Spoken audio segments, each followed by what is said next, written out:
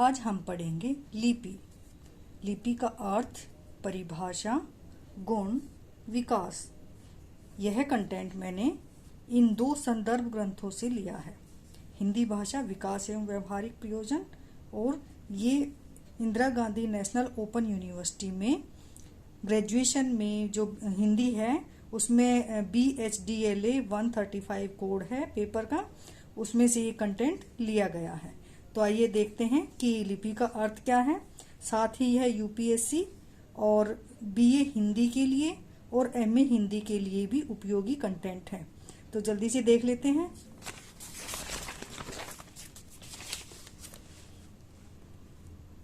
प्रारंभ करते हैं। लेखन क्या है? लिपि वर्ण, वर्णमाला, देवनागरी लिपि से लेखन का क्या संबंध है? हम जिस क्रम में ध्वनियों का उच्चारण करते हैं उसी क्रम में उन्हें पूर्व निश्चित आकारों के माध्यम से दिखाना ही लिपि है। देखिए इसमें क्या कहा गया है कि हम जैसे जैसे ध्वनियों को बोलते हैं वैसे ही उनका उच्चारण किया जाता है और जो उच्चारण किया जाता है उस उच्चरित ध्वनि को, उस आवाज को, उस साउंड को जो पूर्व निश्चित आकार होते हैं, जो चिन्ह होते हैं, जो सिंबल होते हैं, उनके माध्यम से हम दिखाते हैं। जैसे इसका हम एक उदाहरण लेते हैं। मैं आपके सामने बोलूं सेब, तो सेब कहने से आपके सामने जो है सेब की आकृति आ जाएगी, ठीक है। और सेब कहने से आकृति के साथ साथ जो सेब जो लिखा हुआ है वो भी आपके माइंड में आएगा। तो ये जो सेब मैंने लिखा है या आपने अपने माइंड में जो सेब लिखा है, इस लिखने के ढंग को ही लिपि कहा जाता है। ये एक छोटा सा एग्जाम्पल था, हम और कोई भी एग्जाम्पल ले सकते हैं, मेज, किताब। तो ये सब कहने से एक चिन्ह जो है हमारे मस्तिष्क में आ जाता है, तो उस चिन्ह को ही दिखाना लिपि कहा जाता है। आगे देखते हैं कि लिपि का क्या अर्थ है। लिपि या लेखन का अर्थ। लिपि या लेखन प्रणाली का अर्थ होता है किसी भी भाषा की लिखावट या लिखने का ढंग। जैसा कि मैंने उदाहरण दिया था कि लिपि का अर्थ होता है लिखने का ढंग। तो लिपि और लेखन का आपस में एक दूसरे से गहरा संबंध है। अगर कहें कि लेखन ही लिपि है तो अतिशयोक्ति न होगी। आगे देखते हैं इसकी परिभाषा। लिपि की परिभाषा। ध्वनियों को लिखने के लिए जिन चिन्हों का प्रयोग किया जाता है उन्हें लिपि कहते हैं।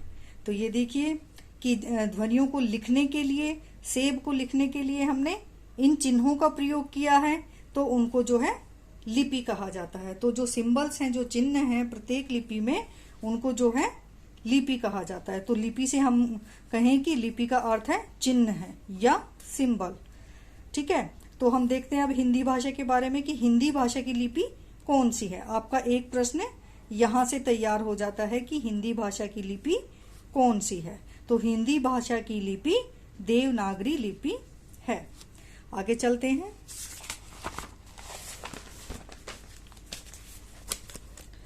लिपि के विकास की 4 अवस्थाएं मानी जाती हैं। पहली है चित्र लिपि, भाव संकेत लिपि, वर्णात्मक लिपि और अक्षरात्मक लिपि। चित्र लिपि। चित्र लिपि में चित्रों के माध्यम से भाव को प्रकट किया जाता है।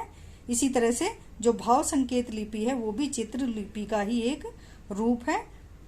वर्णात्मक लिपि जो हमारी जो चाइनीज भाषा की जो लिपि है वो हमारी जो है चित्र लिपि है। इसी तरह से वर्णात्मक लिपि जो रोमन लिपि है वो वर्णात्मक लिपि है। अक्षरात्मक लिपि हमारी जो देवनागरी लिपि है वह अक्षरात्मक लिपि है। आगे देखते हैं कि देवनागरी लिपि का उद्भव। भारत में लिपि का उद्भव कब हुआ? यह लंबे समय तक विवाद का विषय रहा। पहली बार गौरी शंकर हीराचंद ओझा ने प्राचीन भारतीय लिपि माला में भारत में लिपि ज्ञान की प्राचीनता सिद्ध की।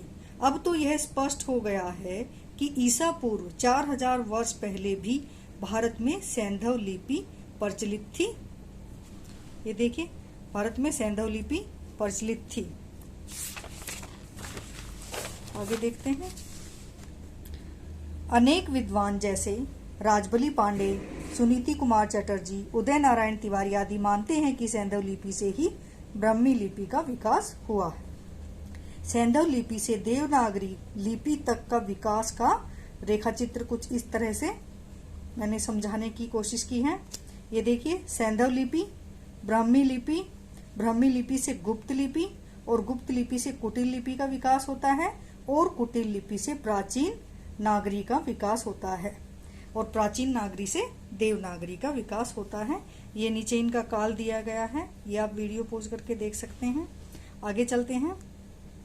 प्राचीन नागरी के भी 4 रूप विकसित हुए: अर्धनागरी, पूर्वी नागरी, नंदी नागरी, सामान्य या प्राचीन नागरी। तो देवनागरी लिपि का विकास सामान्य नागरी से या प्राचीन नागरी से हुआ है। कई बार क्वेश्चन पेपर में जो है सामान्य नागरी भी आ जाता है ऑप्शन में और प्राचीन नागरी भी आ जाता है, तो ये दोनों एक ही हैं, दोनों ही एक ही नाम है। तो इस तरह से हमने देखा कि जो देवनागरी लिपि का जो विकास है वो प्राचीन नागरी से हुआ है। आगे देखते हैं।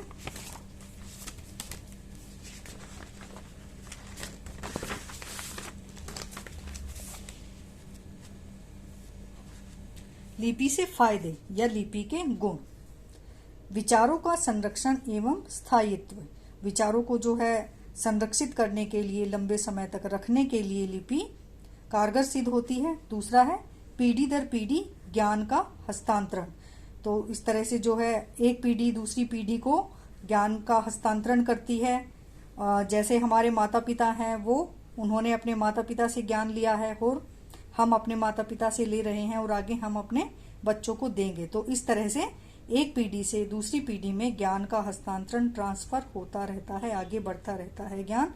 तो इसका जो है ये लिपि के कारण ही संभव है। आगे है मानव विकास में आवश्यक योगदान। मानव के विकास में आवश्यक योगदान है। जो नित्य नई नई खोजें होती रहती हैं उनके बारे में हमें कैसे पता चलता है? लिपि की सहायता से ही पता चलता है। संस्कृति की सुरक्षा। हमारी संस्कृति क्या थी, उसमें कौन कौन से त्योहार, तीज त्योहार प्रचलित थे, उसमें क्या परंपराएं थी, ये हमें लिपि से ही पता चलता है। जैसे रामायण और महाभारत में हम देखते हैं कि उस समय की कहानी क्या थी और उस समय क्या क्या प्रचलित था। तो ये हमें कैसे पता चलता है? क्योंकि वो लिपि की सहायता से ही सुरक्षित हैं, हमारे सामने हैं, हम उनको पढ़ सकते हैं। तो इसीलिए जो है लिपि से संस्कृति की सुरक्षा होती है। आगे है संप्रेषण का विस्तार। तो जो लिपि है वो संप्रेषण का जो है विस्तार करती है। कैसे करती है? एक उदाहरण लेते हैं। जैसे मैं बोल रही हूँ या आप बोलते हैं कुछ भी बात, तो ज्यादा से ज्यादा कुछ लोग ही सुनेंगे। लेकिन अगर हम अखबार में लिखें या किसी किताब के माध्यम से जो है लिखें तो उसको जो है लाखों लोग उससे जो है उसको जानेंगे। जरूरी नहीं है कि हमारे देश में ही, बल्कि दूसरे देशों में भी, पूरे विश्व में जो है लोग हमारे विचारों को जानेंगे। तो यह विचारों को जो जानने की प्रक्रिया है, विचारों को सुरक्षित रखने की प्रक्रिया है, इनके माध्यम से जो है संप्रेषण का विस्तार होता है।